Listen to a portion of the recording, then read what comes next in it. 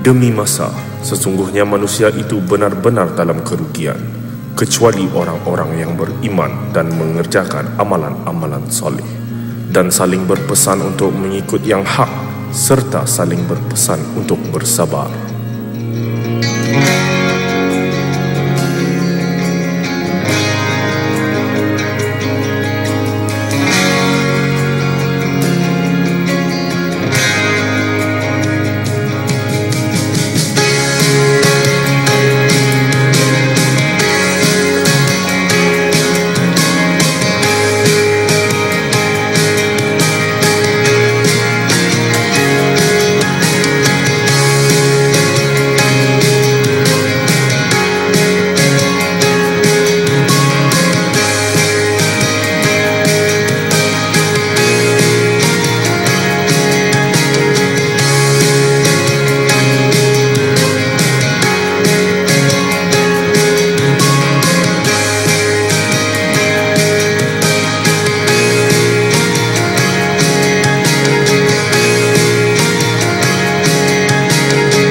Brunei Darussalam adalah sebuah negara merdeka. Kita selaku rakyat dan penduduk adalah dituntut untuk membebaskan diri daripada segala sikap yang merugikan. Di antara sikap merugikan itu ialah suka berpeluk tubuh dan ketandusan semangat patriotik. Sikap seperti ini sepatutnya tidak ada lagi dalam era merdeka, kerana kemerdekaan itu sendiri merupakan perangsang atau penggerak ke arah lebih super dan lebih progresif, bukan lebih culas dan lemah.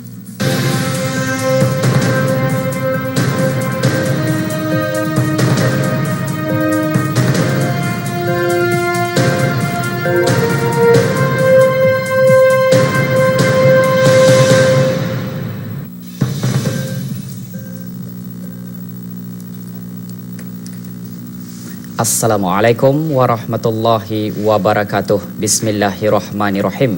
Saya Ahmad Nurul Airirani bersama Auda dalam Berita Nasional. Berita utama malam ini.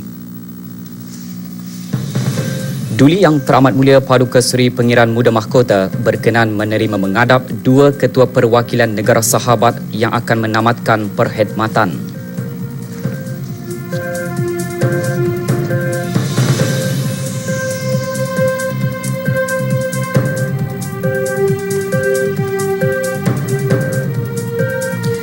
Sumbangan negara dianggap penting dalam memacu agenda pembangunan kesihatan ASEAN bagi tempoh 2 tahun akan datang.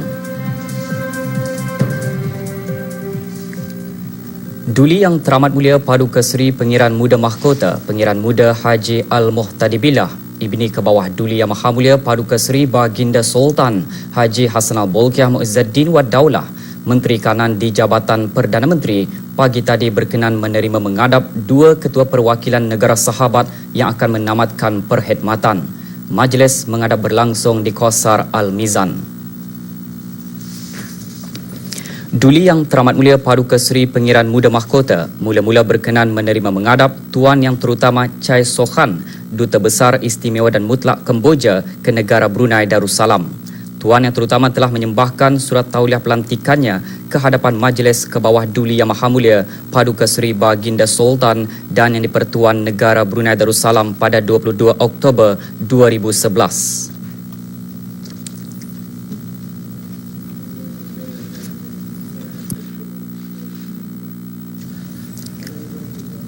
Duli Yang Teramat Mulia seterusnya berkenan menerima menghadap Tuan Yang Terutama Tod Norman Mercer, Pesuruh Jaya Tinggi Australia ke negara Brunei Darussalam. Tuan Yang Terutama telah menyembahkan surat tauliah pelantikannya ke hadapan Majlis ke bawah Duli Yang Maha Mulia Paduka Seri Baginda Sultan dan Yang di-Pertuan Negara Brunei Darussalam pada 29 September 2012.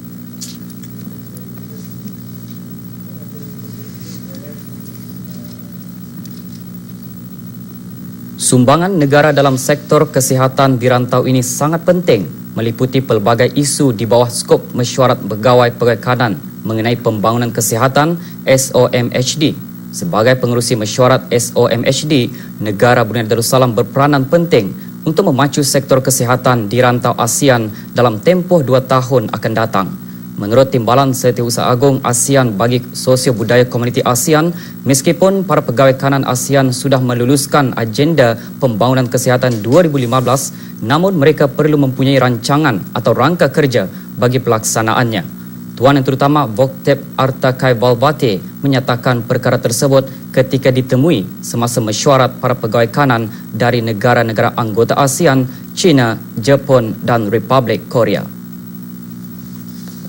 But in order to fully implement and effectively implement such an agenda, we also need to have a plan, the work programs, for example, which are divided into 4 clusters. This is a new governance structure of ASEAN health sector. So we have 4 different clusters. I'll give you an example. Like cluster 1, we're talking about the promotion of healthy lifestyles. 2, we are talking about the how do we deal with the emerging health hazards, threats and all this thing. Number 3 is the access to quality healthcare system, and number 4 we're looking at ensuring food safety. All of these important issues are under the leadership of Brunei. Operasi Taat Setia berjaya mencakup beberapa orang yang disyaki terlibat dalam aktiviti penyalahgunaan dadah dan pengedaran dadah terkawal. Laporannya seketika nanti.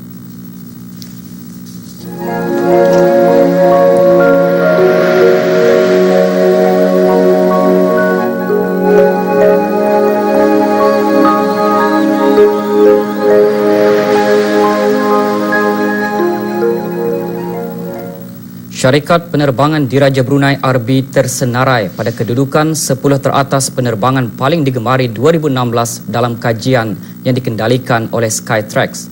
Laman web penilaian penerbangan itu mendedahkan senarai 80 penerbangan paling digemari berdasarkan penilaian pelanggan yang melibatkan 420 syarikat penerbangan.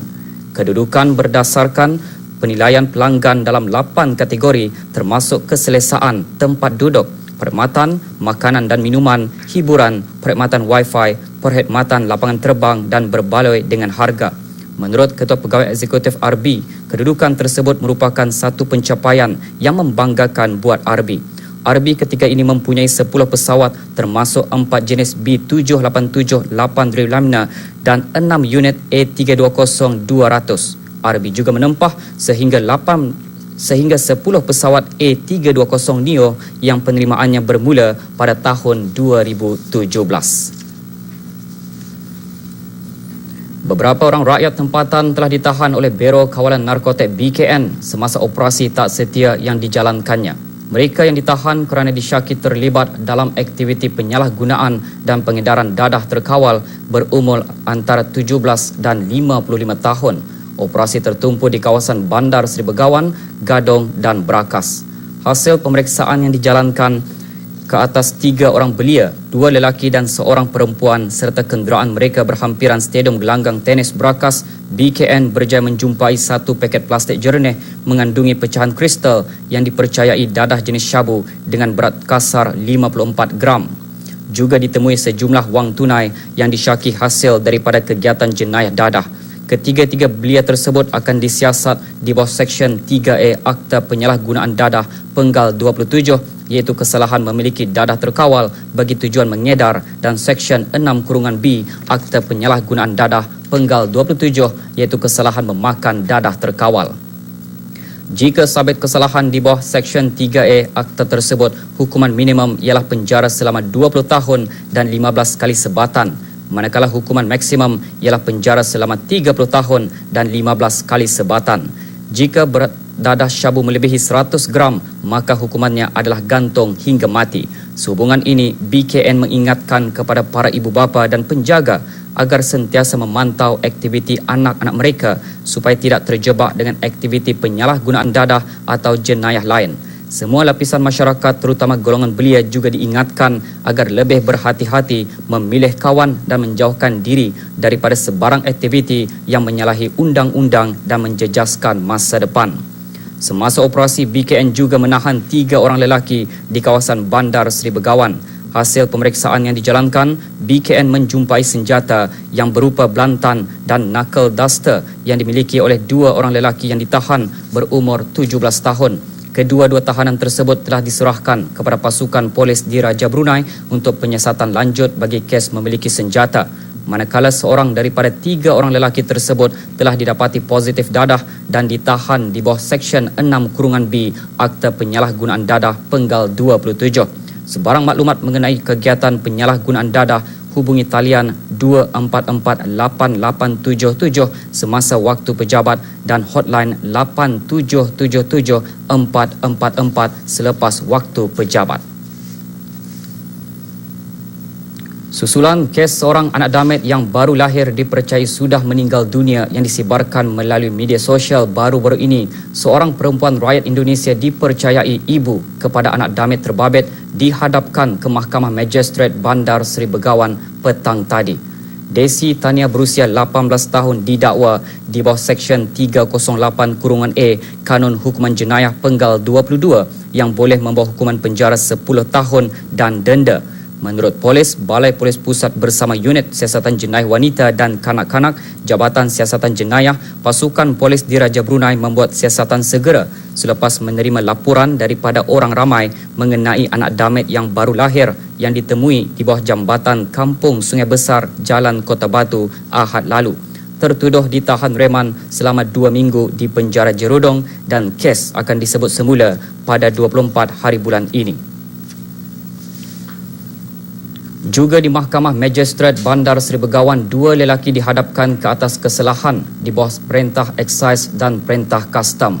Sania bin Haji Junaidi, 41 tahun, didenda sejumlah RM14,500 atau 9 bulan penjara atas 2 pertuduhan kerana memiliki 37 karton 3 paket rokok pelbagai jenis, 8 kg sayap ayam beku dan 60 kg tongkeng ayam semasa pemeriksaan di Pos Kawalan Kastam Kuala Lurah. Tertuduh diberi tempoh membayar selama 6 bulan sehingga selesai pembayaran denda tersebut. Sementara itu, Haji Muhammad Nur Adam bin Ahmad, 37 tahun, didenda RM4,000 atau 6 bulan penjara kerana memiliki 10 kartun rokok juga semasa pemeriksaan di Pos Kawalan Kastam Kuala Lurah. Tertuduh diarahkan membayar RM2,000 hari ini dan RM300 setiap bulan sehingga selesai pembayaran denda tersebut. Selain dihasilkan menjadi minuman untuk kesihatan, madu lebah kelulut juga digunakan sebagai sumber untuk membuat produk sabun. Teruskan bersama Berita Nasional untuk mengikuti penjelasan mengenainya seketika nanti. This is Adi. Adi loves to play football. Adi also loves his family of 7 and they all love to do different things. So how can Adi make sure his family can enjoy all their different activities? Well, it's simple. Adi drives a Toyota Sienna with its spacious 7-seat cabin, amazing fuel efficiency and delightfully convenient features such as rear sliding door and keyless entry. The all-new Toyota Sienna. Bigger space, wider smile. Toyota. Always better.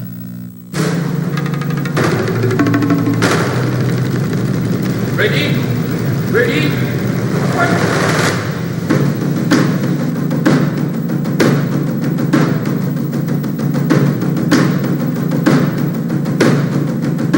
Never fall behind of the competition.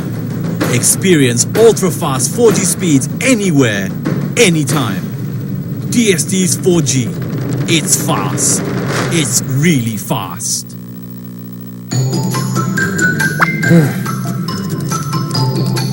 Yes!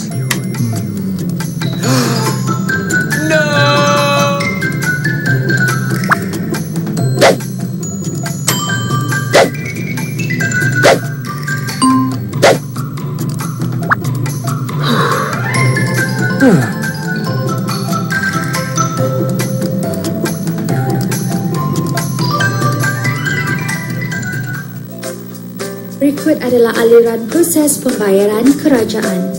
Bagi setiap pembekalan barangan atau perkhidmatan kerja, pembekal hendaklah menerima dokumen iaitu purchase order daripada Treasury Accounting and Financial Information System (TAFIS) yang dikeluarkan oleh kementerian atau jabatan berkenaan. Dokumen tersebut akan memberikan kepastian kepada pembekal bahawa pengurusan pembelian telah dimasukkan ke dalam tahfiz dan peruntukan bagi membayarnya adalah tersedia. Apabila pembekal menghadapkan invoice tuntutan kepada kementerian atau jabatan berkenaan, invoice tersebut akan dimasukkan ke dalam invoice tracking system dan pembekal akan menerima slip pemberitahuan notification slip. Invoice seterusnya akan diserahkan ke bahagian kewangan di kementerian atau jabatan berkenaan untuk diluluskan oleh pegawai pengawal iaitu first approver dan seterusnya dihadapkan ke Jabatan Perbendaharaan untuk diluluskan oleh pegawai kewangan iaitu second approver. Madu lebah kelulut memang terkenal dengan khasiatnya untuk kesihatan melalui produk yang dihasilkan dalam bentuk makanan dan minuman. Bagaimanapun, ketika ini Majlis Perundingan Kampung MPK Limau Manis berusaha ke arah mempelbagaikan hasil dari madu kelulut itu. Berasaskan daya kreativiti sendiri, MPK berkenaan menghasilkan produk sabun madu kelulut di bawah projek Satu Kampung Satu Produk 1K1P Kampung Limau Manis. Sebagai salah sebuah pengeluar madu lebah kelulut, MPK Limau Manis berusaha menghasilkan pelbagai produk bersumberkan madu kelulut, antaranya coklat dan sabun. Sebelum menghasilkan produk sabun madu kelulut, MPK Limau Manis menjalankan penyelidikan terlebih dahulu. Dengan bantuan daripada Jabatan Daerah Brunei Muara, ahli-ahli MPK cuba menghasilkan produk sabun madu kelulut. Usaha tersebut juga mendapat kerjasama daripada seorang pengusaha tempatan yang berkecimpung dalam penghasilan produk-produk kosmetik bersumberkan buah tempatan. MPK berkenaan yakin usaha tersebut dapat menjana ekonomi penduduk kampung. Saya sendiri membuat satu cash flow analysis daripada kelulut.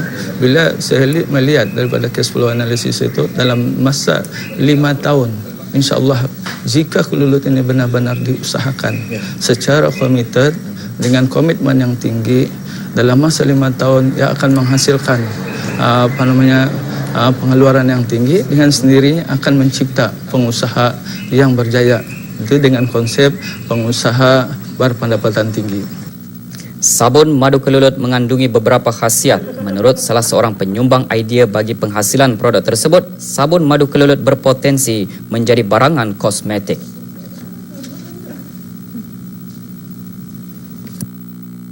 Ia adalah merupakan ejen terpenting di dalam pelembab kulit manusia. Dan diadun lagi dengan dicampur dengan kelulut yang sebagaimana kita ketahui bahawa kelulut adalah salah satu daripada ejen penyembuh kepada gatal-gatal, jerawat dan dia boleh didapati juga kelulut ini mampu untuk menegangkan kulit. Jadi ini merupakan sebagai salah satu daripada produk-produk kesihatan dan juga produk-produk kecantikan. Inisiatif yang dilakukan oleh MPK Limau Manis ini merupakan satu contoh yang baik. Ia bukan sahaja dapat membantu meningkatkan ekonomi penduduk kampung dan membuka peluang pekerjaan kepada anak-anak tempatan, bahkan ia juga dapat menjana ekonomi negara selaras dengan hasrat kerajaan untuk mempelbagaikan ekonomi. Penganjuran Regata Brunei Darussalam 2016 ditunda kepada 21 hari bulan Ogos ini. Teruskan bersama Berita Nasional dengan berita sukan.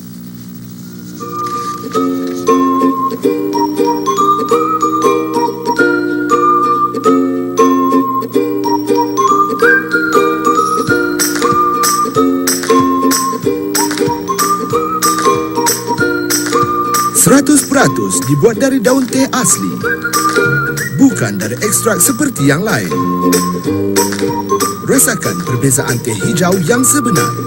Beralih ke Pouka, jenama nombor 1 di Singapura. When high-strength steel meets cutting-edge technology, perfection is created.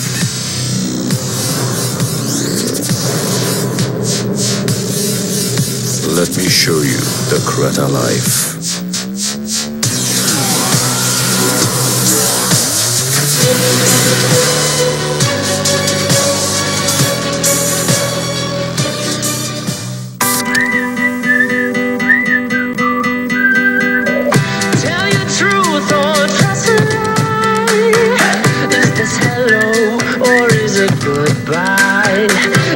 the low, or is this the high? Just let it go, it's your ride. Without the low, there ain't a high.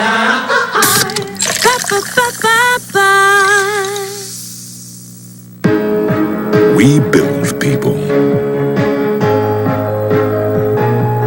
We build dreams. We build your business. We build partnerships. We build financial success. We are Baiduri Bank.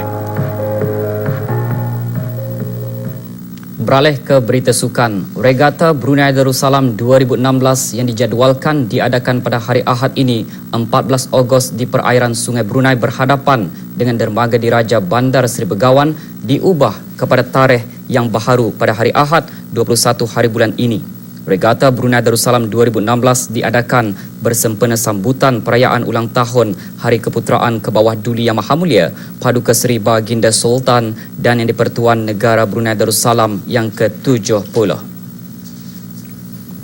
Kejohanan pingpong antara cawangan pasukan polis Diraja Brunei berakhir petang tadi dengan perlawanan akhir bagi dua kategori yang dipertandingkan.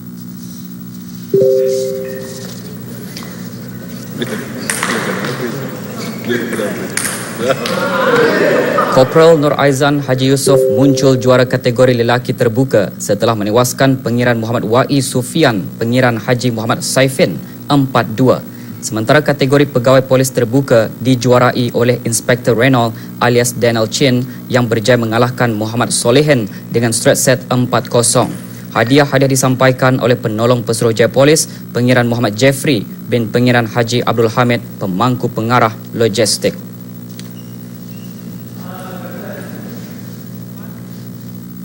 Ramalan keadaan cuaca menyusul selepas ini.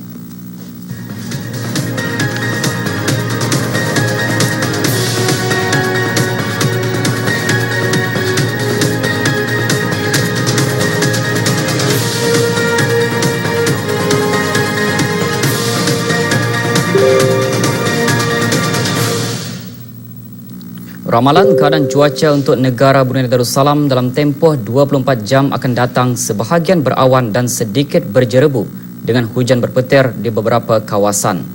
Cuaca pada malam ini sebahagian berawan dan sedikit berjerebu dengan hujan atau hujan berpetir berlaku sementara di beberapa kawasan persisiran. Keadaan laut berombak sedikit di paras 0.5 hingga 1.0 meter. Angin bertiup dari arah barat daya selaju 5 hingga 10 km sejam. Pagi esok pula cuaca sedikit berjerebu dan hujan mungkin berlaku di beberapa kawasan persisiran dan laut. Keadaan laut berombak sedikit di paras 0.5 hingga 1.0 meter. Angin bertiup dari arah barat daya selaju 5 hingga 10 km sejam. Petang esok pula cuaca sedikit berjerebu dengan hujan atau hujan berpetir terutama di beberapa kawasan pedalaman. Keadaan laut berombak sedikit di paras 0.5 hingga 1.0 meter. Angin bertiup dari arah barat selaju 10 hingga 25 km sejam. Wallahu a'lam bissawab. Sekarang kita ikuti ramalan cuaca bagi negara Brunei Darussalam untuk tempoh 3 hari akan datang dan ramalan keadaan cuaca bagi beberapa bandaraya utama ASEAN dan dunia.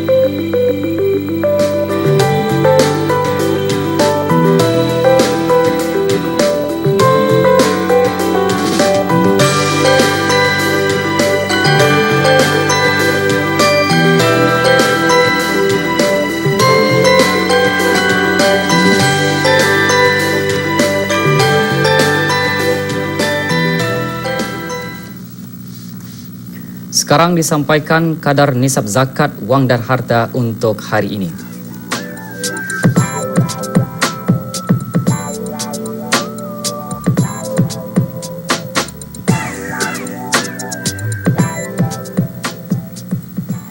Berikut pertukaran mata wang ringgit Brunei dengan beberapa mata wang antarabangsa dan serantau.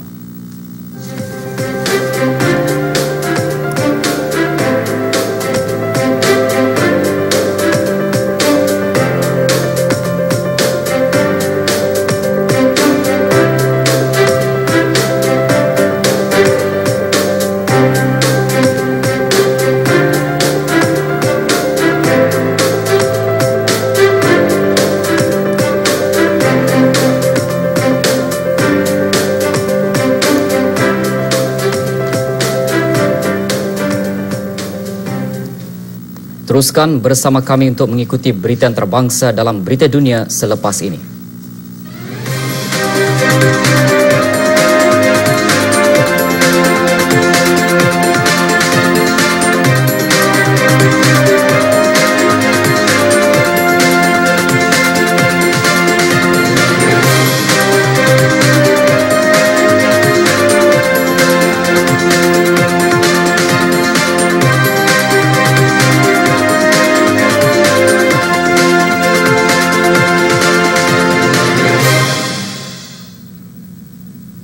Bertemu kembali. Berita utama dunia malam ini.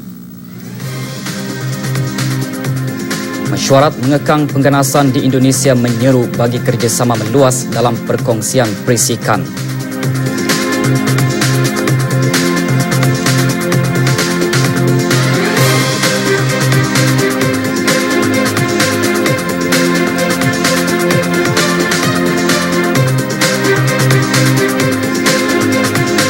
Senat mengundi untuk membicarakan Presiden Brazil terhadap dakwaan melakukan jenayah fiskal.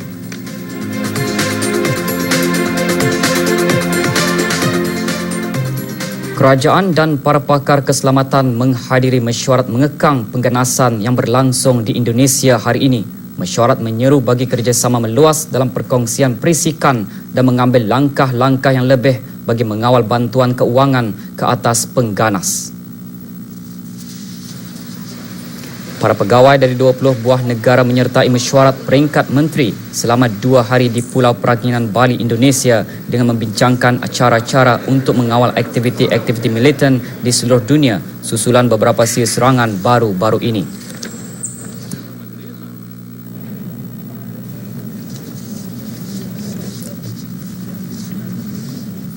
Mesyuarat yang juga dihadiri oleh para perwakilan PBB diadakan beberapa hari selepas tentera Indonesia menahan 6 lelaki yang berkomplot untuk melancarkan serangan roket ke atas Singapura. Lelaki terbabit dikatakan menerima arahan dari Bahrul Naim, warga negara Indonesia yang menyertai IS di Syria. Para penyiasat Indonesia percaya Naim adalah salah seorang dalang dalam serangan di ibu negeri Jakarta yang mengorbankan 8 orang termasuk 4 penyerang. The authority hopes that this will lead to a positive effect. Besides low Capacity building measures, the sharing of good practices. Senat Brazil mengundi untuk membicarakan Presiden Dilma Rousseff terhadap dakwaan ke atasnya melakukan jenayah fiskal ketika menguruskan bajet persekutuan. Selepas sesi 15 jam, 59 ahli senator mengundi memihak untuk mengadakan perbicaraan, sementara 21 mengundi menentang perbicaraan. Perbicaraan Senat dijangka mengambil tempat selepas Sukan Olimpik di Rio de Janeiro yang akan berakhir pada 21 Ogos ini. Perbicaraan itu nanti akan memutuskan sama ada Presiden Rousseff akan disingkirkan dari jawatan atau kembali sebagai ketua negara. Jika beliau didapati bersalah, bekas naib presiden dan kini memangku jawatan Presiden Michel Temer akan kekal memegang jawatan presiden sehingga berakhirnya mandat pada tahun 2018. Impunemente, e a sanção é a prevista na Constituição. Voto sim pelo afastamento definitivo da senhora Presidente da República. Pertempuran di Fallujah menentang kumpulan IS sudah berakhir hampir 2 bulan lalu. Namun bandar tersebut masih penuh dengan kerosakan bangunan-bangunan dan kenderaan terbakar di tepi-tepi jalan raya. Ia jelas menggambarkan bandar terbabit mengalami kerosakan teruk akibat peperangan.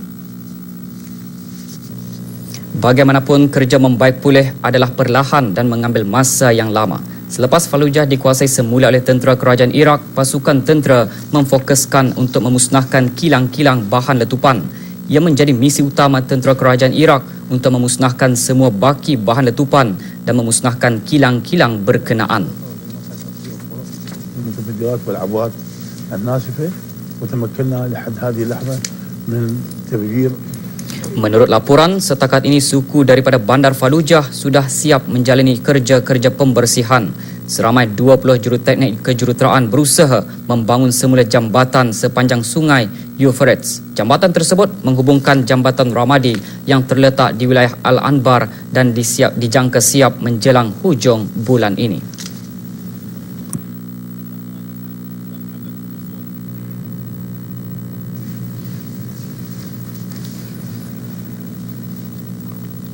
PBB menghantar 50 buah kereta kebal, 40 artileri dan 50 pelancar bom tangan kepada tentera Lubnan sebagai sebahagian usahanya mengukuhkan Lubnan dari ancaman kumpulan pemisah di negara jiran Syria yang dilanda perang.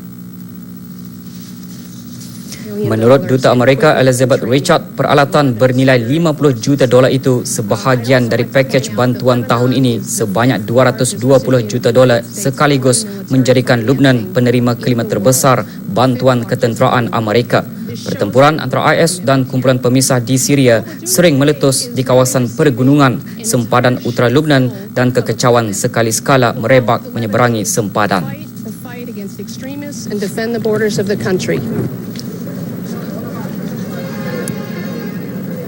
Lubnan mempunyai kerajaan yang lemah dan beberapa buah negara menyokong pasukan bersenjatanya sebagai benteng menentang ketidakstabilan di negara yang suku dari penduduknya terdiri dari perlarian Syria.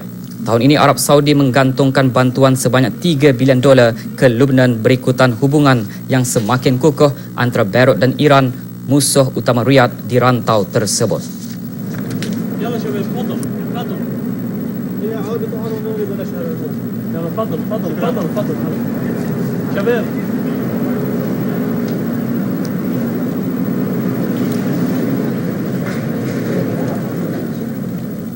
Pertubuhan Bangsa-Bangsa Bersatu PBB menyeru bagi gencatan senjata segera di bandar Aleppo, Syria, yang mana PBB berkata 2 juta orang terjejas tidak menerima akses bekalan air bersih, dengan kebanyakan kanak-kanak dilaporkan mempunyai risiko penyakit. Akses diperlukan untuk menghantar makanan dan bekalan perubatan serta juruteknik membaiki rangkaian elektrik bagi stesen pam air yang telah rosak teruk dalam serangan ke atas infrastruktur awam minggu lalu.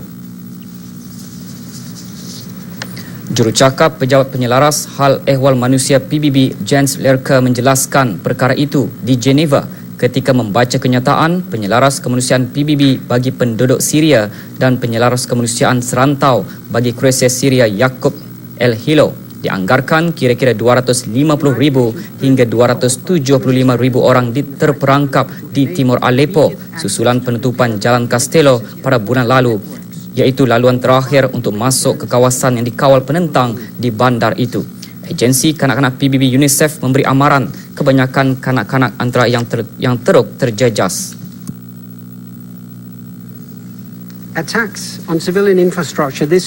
Kumpulan penentang berjaya mematahkan pengepungan kerajaan selama sebulan di timur Aleppo Sabtu lalu. Kemarahan mereka menjejaskan bekalan koridor utama kerajaan ke dalam bandar tersebut dari selatan dan mencetuskan kebimbangan kawasan di barat Aleppo yang dikawal kerajaan mungkin seterusnya akan dikepung oleh penentang. PBB berkata ini menjadikan jumlah orang awam di bandar yang dikepung meningkat kepada lebih 2 juta orang. Perwakilan khas PBB bagi Syria, Staffan de Mistura dan penyelaras bantuan kecemasan PBB, Stephen O'Brien menjelaskan kepada Majlis Keselamatan mengenai keadaan yang semakin meruncing di Aleppo. Putting children in Aleppo at a grave risk of waterborne disease, and that getting clean water, running again, cannot wait for the fighting to stop. Teruskan bersama kami untuk mengikuti berita antarabangsa selanjutnya selepas ini.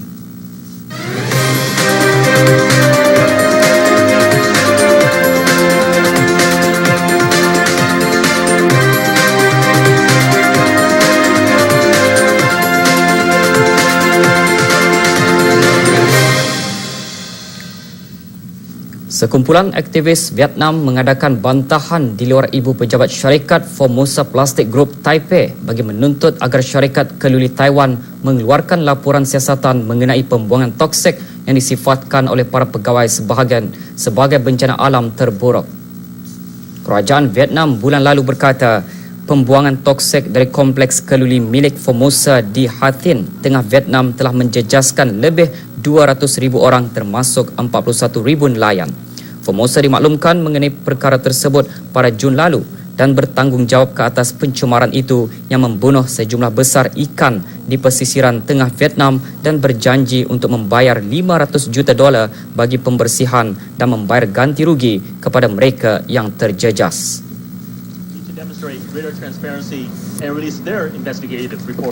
Kompleks keluli bernilai 10.6 bilion itu juga termasuk kilang keluli, kilang tenaga dan pelabuhan laut dalam, dan ia merupakan salah sebuah pelaburan asing terbesar di Vietnam.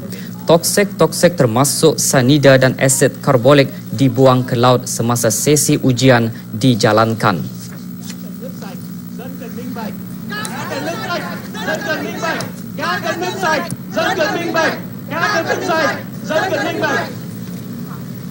Pusat banci penduduk kebangsaan di Australia menghadapi masalah apabila laman sesawang pusat tersebut rosak disebabkan serangan cyber. Perkara itu menambah kebimbangan ke atas keselamatan cyber negara itu dan kritikan terhadap kelembapan internetnya.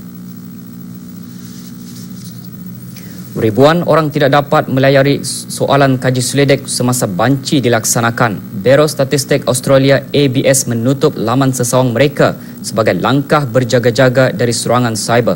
Laman sesawang pusat banci menjadi mangsa serangan apabila laman itu dipenuhi pengguna.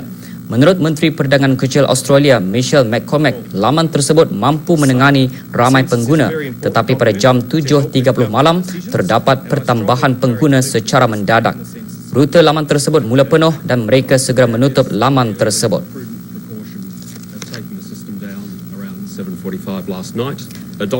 Mengikut David College, Ketua Statistik Australia mengatakan tiada data yang dicuri dari 2.3 juta borang yang sudah diterima. College memberitahu wartawan di Canberra, ABS mengambil langkah awal menutup sistem pada jam 7.45 malam bagi melindungi data yang disimpan. Tambahnya lagi, langkah itu akan terus menjadi garis panduan dalam melindungi maklumat warga Australia. The unequivocal advice we have received from IBM, from the Bureau of Presiden Rusia Vladimir Putin dan Presiden Turki Recep Tayyip Erdogan berjanji untuk memperbaiki hubungan dua hala yang terjejas akibat penembakan jatuh pesawat perang Rusia. Kedua-dua pemimpin menghadiri mesyuarat yang berlangsung selama 3 jam di Konstantin Palace di St. Petersburg. Para pemimpin memberitahu media bahawa mereka akan memulihkan semula hubungan dua hala dan meningkatkannya ke tahap baharu. Presiden Putin juga meluahkan sokongan beliau kepada Presiden Erdogan mengenai kegagalan rampasan kuasa dalam rangka kerja Perlembagaan Turki. Dan Tuan Erdogan berkata, Turki menyokong tuntutan Rusia di timur Ukraine dan Crimea. Perbaikan semula hubungan di antara Rusia dan Turki akan membantu meredakan ketegangan di tengah dan timur dan memainkan peranan dalam membantu menumpaskan aktiviti pengganas di rantau itu.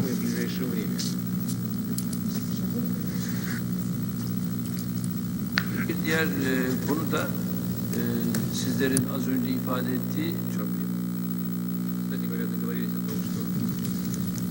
Calon Presiden dari Parti Republikan Donald Trump ditemani bekas Datuk Bandar New York Rudy Giuliani membuat perhentian di sebuah kedai percetakan kecil di Fayetteville, Carolina Utara. Kedai tersebut mencetak tanda bagi kempen Presiden Trump. Pemilik kedai, Kathy dan Bruce Sky, memberikan calon presiden lawatan ke kedai mereka di mana Trump bertemu beberapa kaki tangan yang sedang bekerja membuat percetakan. Dalam lawatan itu, Trump menandatangani beberapa tanda Trump pins di kedai itu sebelum bergambar dengan pemilik kedai. Dalam ucapan kempen di Carolina Utara, Trump mencadangkan aktivis hak senjata mampu menghentikan persaingan Hillary Clinton dari mencalonkan hakim-hakim liberal ke Mahkamah Agung. Ucapan itu mencetuskan satu lagi tindak balas dalam kempen Trump yang cuba keluar dari kontroversi.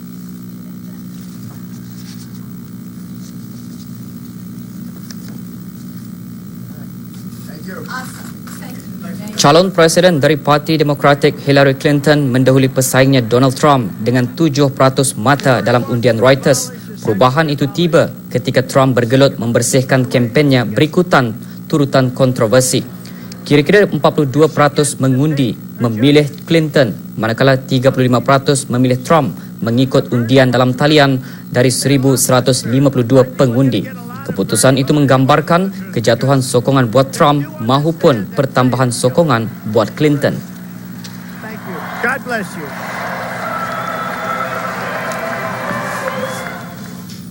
Pegawai di Pusat Hospital Prince George Washington mengumumkan mereka melakukan pemindahan anak-anak damet dari unit jagaan intensif ke hospital lain berikutan penularan jangkitan bakteria yang berpotensi membawa maut. Pengumuman itu dibuat semasa sidang media di luar hospital yang terletak 12.3 km ke timur Washington DC di Caberly, Maryland. Media setempat melaporkan 2 orang anak damet yang baru-baru ini meninggal dunia di hospital terbabit, namun Ketua Pegawai Perubatan berkata ia bukan disebabkan oleh jangkitan bakteria Pseudomonas. Menurut para pegawai, pusat penularan bakteria tersebut tidak diketahui, tetapi ia disyaki muncul dari sistem air hospital berkenaan.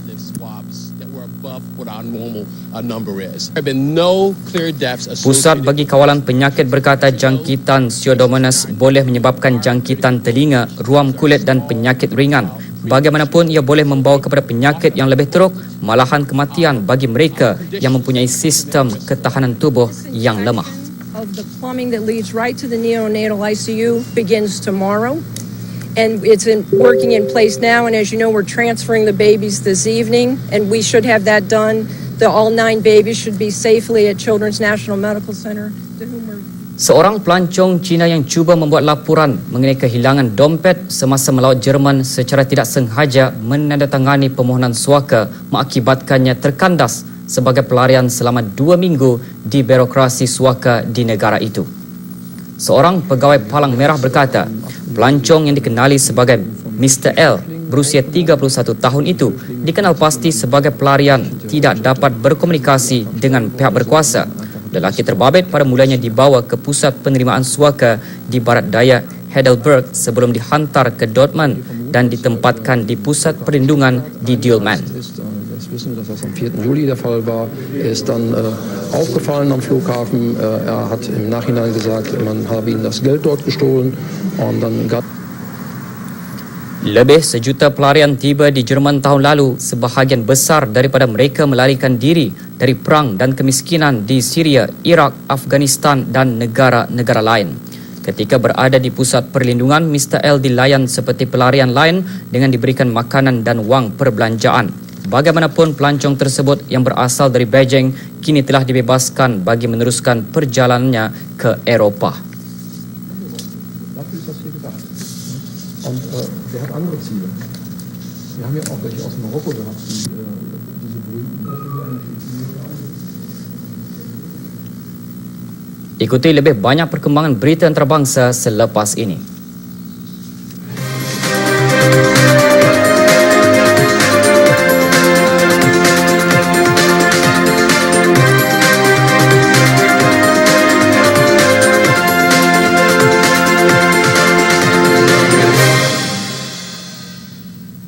Sementara itu, kejadian ribut yang membawa hujan lebat di bandar Tucson, selatan Arizona mencetuskan bencana banjir.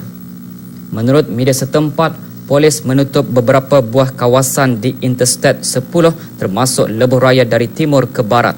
Pegawai Perhubungan Awam Jabatan Bomba Tucson, Barrett Baker berkata, jabatannya menerima 75 panggilan kecemasan berhubung cuaca antara pukul 9 pagi hingga 1 pagi waktu setempat. Perkhidmatan Cuaca Kebangsaan juga mengeluarkan amaran banjir kilat di kawasan Tucson sehingga malam ini.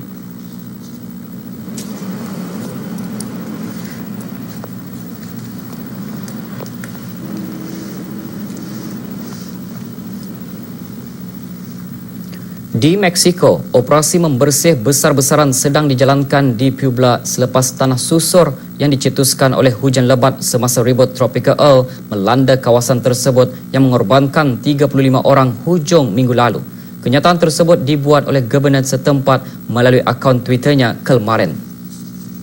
Sekurang-kurangnya 12 orang terkorban di kejuruanan negeri Veracruz apabila tanah susur menimbusi rumah-rumah menjadikan jumlah korban meningkat kepada 47 orang. Penduduk di kawasan pergunungan Bandar Hochelaga yang paling teruk terjejas juga memulakan kerja-kerja pembersihan. Menurut laporan, seramai 500 orang tinggal di tempat perlindungan dan semua keluarga yang terjejas telah menerima bantuan.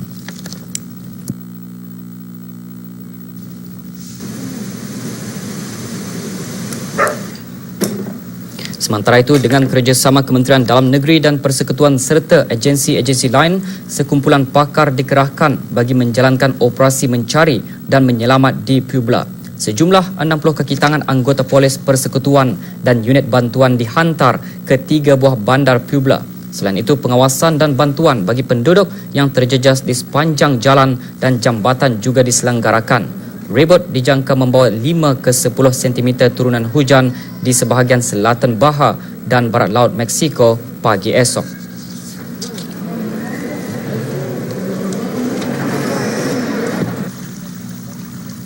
Kebakaran hutan masih tidak terkawal di kawasan pergunungan dan kaki bukit timur Los Angeles. Kebakaran menjejaskan lebih 50% kawasan kaki bukit dan memaksa pihak berkuasa mengarahkan penutupan 3 buah sekolah disebabkan asap tebal dan keadaan yang memberbahaya. Lebih dari 900 anggota bomba bertungkus lumus memadam kebakaran yang sudah menjejaskan kira-kira 7,000 ekar tanah kering di pergunungan San Bernardino sejak Ahad lalu. Sekolah Hesperia dan Apple Valley yang terletak kira-kira 90 batu ke timur Los Angeles juga diarahkan tutup.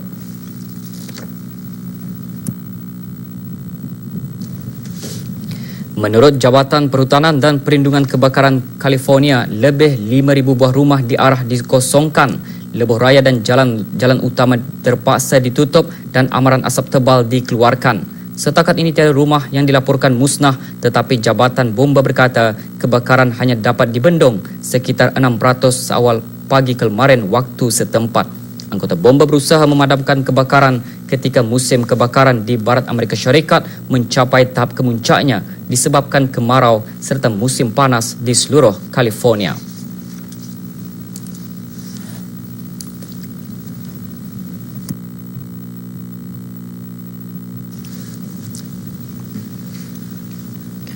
Pasukan polis Florida menyiasat insiden tembakan yang membunuh seorang wanita semasa latihan polis di Akademi Polis Punta Gorda.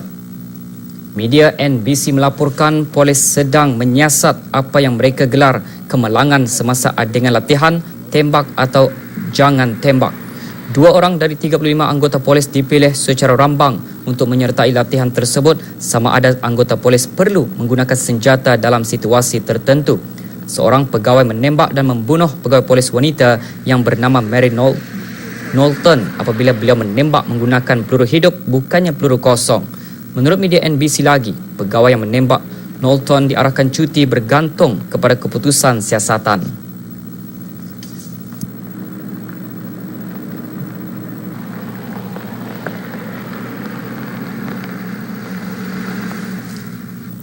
Bas yang membawa para wartawan ke lokasi sukan Olimpik diserang. Kejadian berlaku di lebuh raya antara tempat-tempat acara sukan Olimpik berlangsung. Menurut saksi, tiada yang cedera dalam insiden itu. Menurut wartawan di bas tersebut, bas terbabit dalam perjalanan dari tempat sukan bola keranjang ke tapak utama Olimpik apabila 2 das tembakan dilepaskan dan mengenai bas tersebut. Tingkap bas pecah dan 2 orang mengalami cedera ringan. Polis Brazil tidak dapat dihubungi bagi memberi ulasan lanjut. Jenayah di jalan raya di Rio mencemarkan sukan yang pertama kali diadakan di Amerika Selatan ini. Menurut sumber polis, Sabtu lepas peluru mengenai pusat equestrian ia disyaki dilepaskan oleh kumpulan Samseng yang cuba menyasarkan polis atau drone. Rio's violent street crime had already left its mark on South America's first Olympic Games. On Saturday, a bullet suspected to have been shot by a gang member hit the equestrian center. Teruskan bersama berita dunia selepas ini.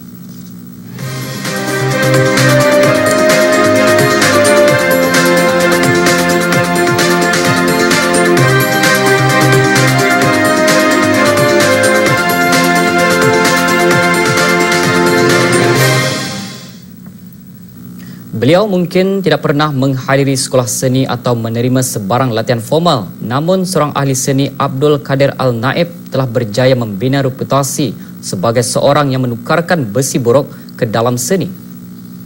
Bengkel yang terletak di Dora, pinggir bandar selatan Baghdad ini adalah tempat Abdul Qadir Al-Naib berusia 24 tahun mencipta ukiran unik dari kepingan besi borok. Patung-patung yang diperbuat dari kepingan besi, bahagian-bahagian kenderaan dan peralatan logam yang dibuang dikimpal bersama untuk membentuk karya seni yang unik. Semangatnya untuk memulakan seni tersebut bermula pada usia mudanya dengan menghabiskan masa selama 7 tahun belajar dan menguasai seni ukiran kayu dan batu sebelum beralih perhatian sepenuhnya kepada seni besi borok dalam tempoh 2 tahun lalu.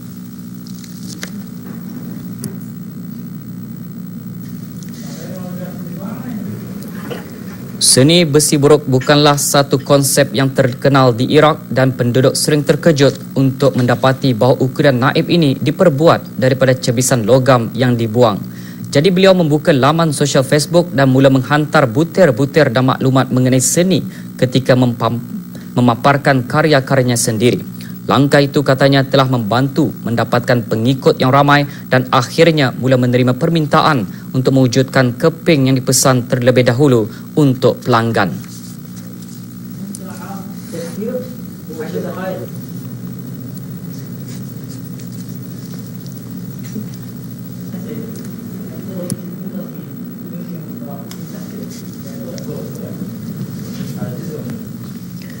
Artis setempat di Aman bekerjasama dalam menubuhkan pasar seni pertukangan tangan bagi mempromosikan seni ini kepada awam. Acara yang berlangsung dari 5 hari bulan lalu hingga 12 hari bulan ini dan dianjurkan oleh Agensi Amerika Syarikat bagi Pembangunan Antarabangsa USAID menampilkan pelbagai produk termasuk barang-barang tembikar yang dihiasi dengan pelbagai warna, botol-botol pasir buatan tangan, kotak-kotak dan barang-barang perhiasan. Ketua Strategi Kebangsaan bagi Pelancongan dan USAID Ibrahim Osta berkata, acara ini merupakan sebahagian dari festival membeli belah Jordan bertujuan menarik pelancong dalam dan luar negara. Festival membeli belah bermula pada 15 Julai lepas bertujuan mempromosikan Jordan sebagai destinasi selamat bagi para pengunjung.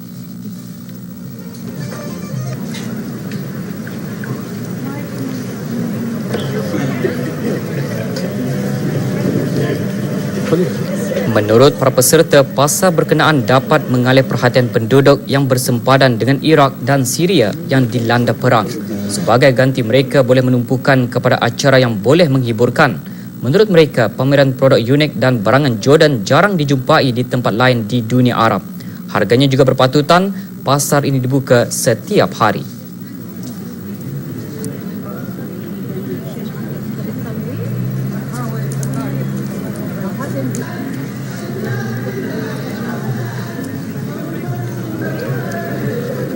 Taman Hidupan Liar Shanghai buat pertama kali menunjukkan keseluruhan proses pemeriksaan fizikal anak panda berusia sebulan kepada orang ramai.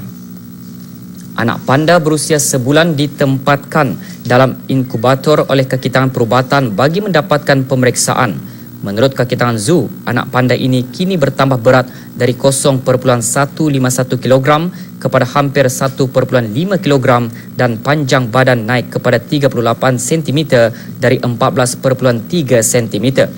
Bagi membolehkan orang ramai menyaksikan pengalaman unik ini, pemeriksaan fizikal diadakan di sebuah bilik pameran dan para pengunjung boleh menyaksikannya melalui tingkap.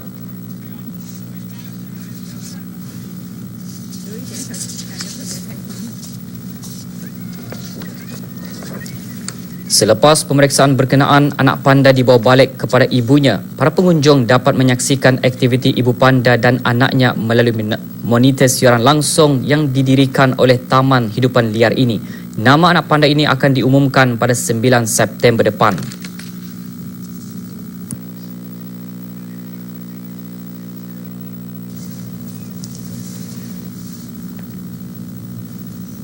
Renungan kali ini memetik maksud hadis baginda Rasulullah sallallahu alaihi wasallam yang diriwayatkan oleh At-Tabrani. Siapa menghulurkan kepadamu suatu kebaktian, maka balasilah dia. Jika kamu tiada apa-apa balasan, maka hendaklah kamu doakan kepadanya. Dengan itu sekian berita. Assalamualaikum warahmatullahi wabarakatuh.